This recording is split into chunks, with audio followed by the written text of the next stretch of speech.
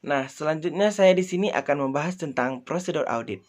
Prosedur audit adalah metode atau teknik yang digunakan oleh para auditor untuk mengumpulkan dan mengevaluasi bukti yang mencukupi dan kompeten.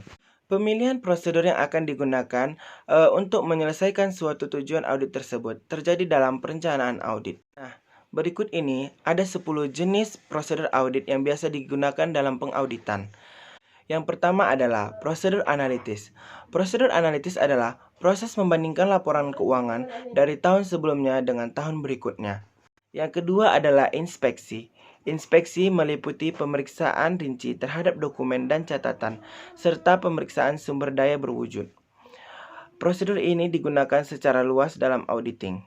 Yang ketiga adalah konfirmasi. Konfirmasi adalah prosedur dalam mempertanyakan kepada pihak ketiga. Dalam kasus yang lazim, klien membuat permintaan kepada pihak luar secara tertulis. Namun, auditor yang mengendalikan pengiriman permintaan keterangan tersebut. Yang keempat adalah permintaan keterangan. Permintaan keterangan meliputi permintaan keterangan secara lisan maupun tertulis oleh auditor. Permintaan keterangan tersebut biasanya ditujukan kepada manajemen dan karyawan. Umumnya, pertanyaan-pertanyaan tersebut yang akan timbul setelah dilaksanakan prosedur analitis dan permintaan keterangan yang berkaitan dengan persediaan dan piutang yang dapat ditagih. Yang kelima adalah mengamati.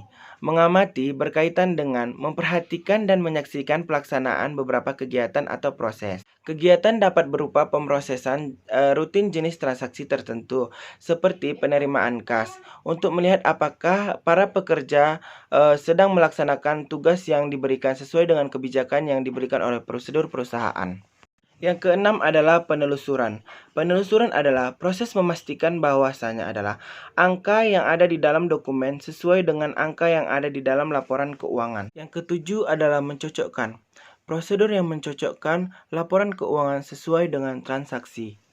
Yang kedelapan adalah perhitungan. Dua cara yang paling umum dari perhitungan adalah perhitungan fisik sumber daya berwujud, seperti jumlah kas dan persediaan yang ada, dan akuntansi seluruh dokumen dengan nomor urut yang telah dicetak. Yang pertama, menyediakan cara untuk mengevaluasi bukti fisik tentang jumlah yang ada, sedangkan yang kedua dapat dipandang sebagai penyediaan cara untuk mengevaluasi pengendalian internal perusahaan melalui bukti yang objektif tentang kelengkapan catatan akuntansi. Yang kesembilan adalah pelaksanaan ulang. Salah satu prosedur audit yang paling penting adalah pelaksanaan ulang.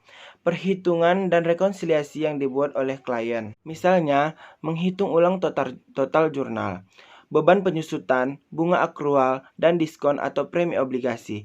Perhitungan kuantitas dikalikan harga per unit pada lembar ikhtisar persediaan, serta total pada schedule pendukung dan rekonsiliasi. Yang ke-10 adalah teknik audit bantuan komputer. Apabila catatan akuntansi klien dilaksanakan melalui elektronik, maka auditor dapat menggunakan teknik audit bantuan komputer. Teknik audit berbantuan komputer dapat membantu auditor melaksanakan beberapa prosedur yang telah diuraikan sebelumnya. Sebagai contoh, auditor dapat menggunakan perangkat lunak.